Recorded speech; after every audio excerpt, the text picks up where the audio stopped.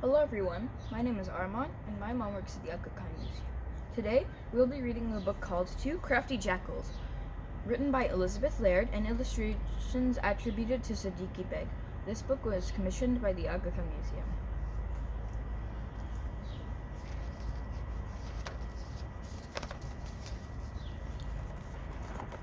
A good story is like a river.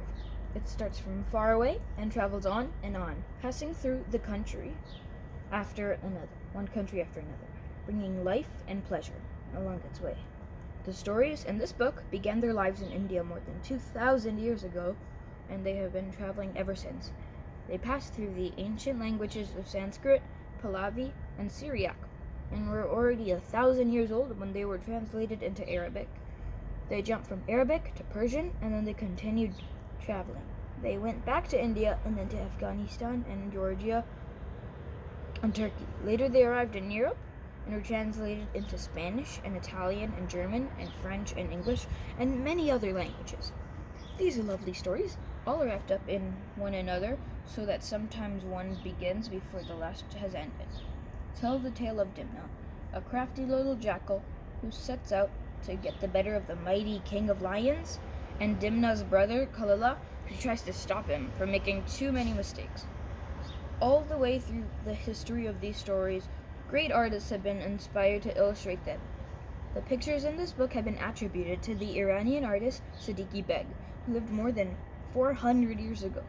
If you go to the Aga Khan Museum in Toronto, Canada, you can see for yourself the original paintings in the manuscript. You will find that they are as fresh and beautiful as ever.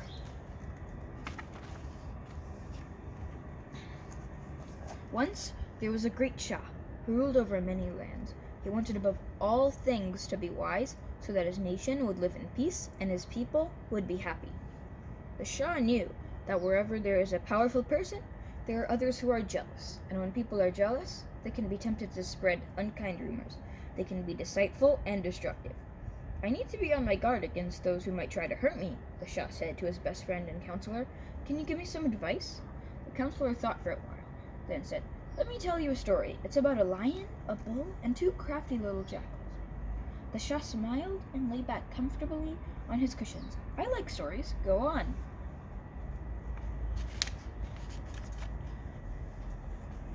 There was once a merchant who traveled about from town to town. His goods were loaded on a heavy cart, which was pulled by two strong bulls. As they went along, one of the bulls, whose name was Shanziba, fell into a swamp. The merchant and his servants tried to pull him out, but poor Shanziba was stuck fast in the mud. We'll have to leave you here, the merchant said at last. You'll be able to climb out when the mud dries up. Then off he went with his servants and the other bull. After a while, Shanziba found that he could scramble out of the swamp. He wandered about until he came to a meadow of lush grass dotted with exquisite flowers, through which ran a stream of cool, clear water. Shanziba, who was very hungry and thirsty, ate and drank his fill, then lifted his head and bellowed with joy, delighting in his newfound freedom until his echoes rang from the hills all around. Not far away was the domain of a mighty lion. He ruled like a king over all the other animals, who followed him about, flattering him and fawning over him. The lion, strutting with proud disdain, patrols the borders of his domain.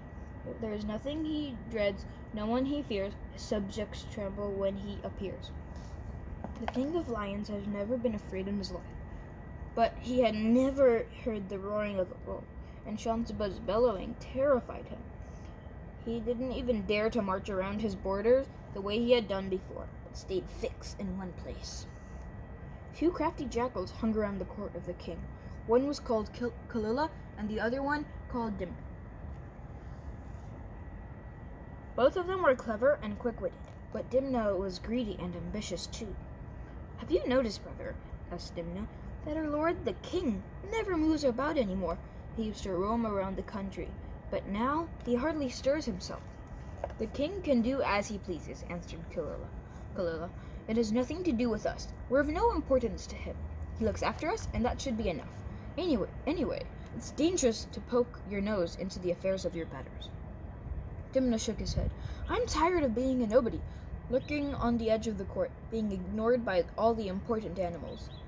I want to get close to the king and become his friend and advisor. And how will you do that? Asked Kalilah scornfully. Don't you see? This is my chance. Something has upset the king and disturbed the king. If I can find out what it is, I might be able to help him.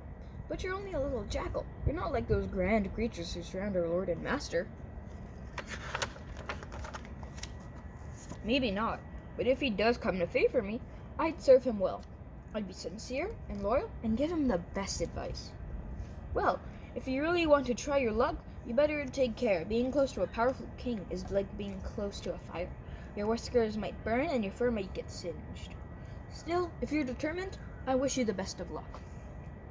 So, Dimnah brushed his tail and polished his claws, and crept up to the king of lions, bowing low. Who is this? Asked the king, turning his noble head and staring down at Dimnah. I'm Dimnah the jackal, and I'm the lowest of all your creatures. I suppose I better have a look at you. Come here, little jackal. What do you want? Dimnah took a deep breath. Your Majesty, you're surrounded by noble lords, and I'm only small and unimportant. But my wits are quick, and sometimes the advice of a humble person can be useful to a king.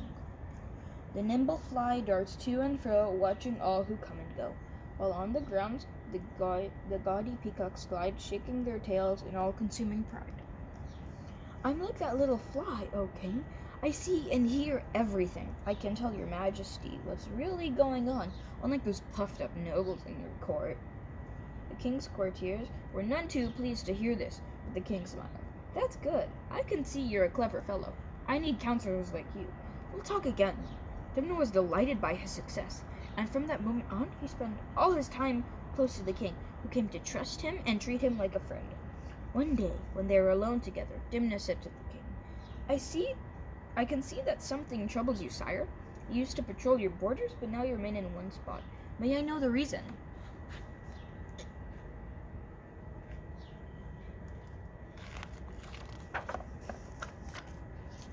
The king was ashamed to admit that he was scared of nothing more than the strange bellowing he could hear. Nothing troubles me, he said with a royal frown. But at that very moment, Shamsabadabal roared so loudly that the ground shook under Dimnah's feet. The king trembled violently. That dreadful din! It terrifies me. Whoever roars like that must be the mightiest and most ferocious of creatures. Dimnah's heart leaped with joy. At last he had discovered the king's secret. Now he began to think how he could turn it into his advantage. Your Majesty is too great a king to be worried by a mere sound. It might just be empty noise. After all, think about what happened to the fox. What fox? Asked the king. I'll tell you, said Dimnah. So next week, we will be reading The Fox and the Drum. Can you guys draw Kalilah and Dimnah for me? Can you guys draw Kalilah and Dimnah for me and write a story for them and post it on Instagram and tag at Aga Khan Museum. Bye.